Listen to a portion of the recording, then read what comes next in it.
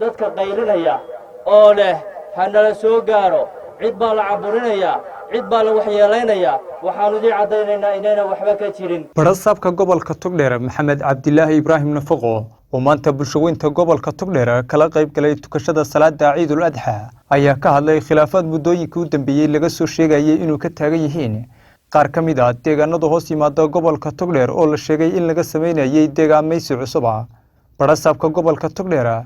ayaa hoosta ka xariiqay inay degan tahay xaaladda ammaan ee gobolka Togdheer waxaanu dignin adag u diray cid kasta oo isku dayda inay ku kacdo falal amni darro isagoona sheegay in xukuumadda Soomaaliland tallaabo sharci ka qaadi doonto dad uu sheegay inay muddooyinkii u dambeeyay warxumo tashiil ka fidinayeen magaalada Burco waana kan isagoo arrimahaas ka hadlaya. Baryahanba waxaad arkayseen meelo badan dad badan oo qaylinaya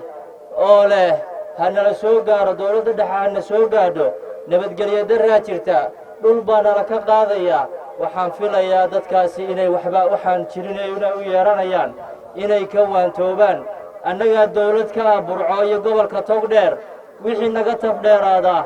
annaga ayaa dawladda dhexe ula qayshanayna laakiin waxaad moodaa dad gaar ah inay ku shaqaysanayaan waxyaalaha aan waxba ka jirin oo runtii ay kaashanayaan oo ay u qaylinayaan waxaan u cadaynaynaa inaan waxba ka jirin gobolka Togdheer nabadgelyo uu yahay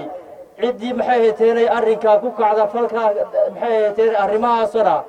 wasiiradii la soo diray xaqiiqdii bay arkeen inaan waxba ka jirin dadka qaylinaya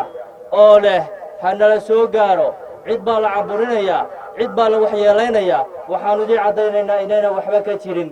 xaqiiqdana la arkay insha allahu tacaala dibnaanu ka sheegi doonaa waxyaalaha maxay heeteenay jiray iyo wixii sababay. waxaan kaloo aan digniin u dirayaa baryahan waxaad arkayseen saxaafadda oo buunbuuninaysa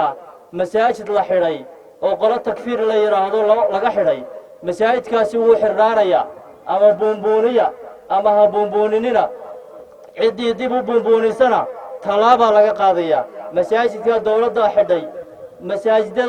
masaajidkii loo arko ama wixii loo arko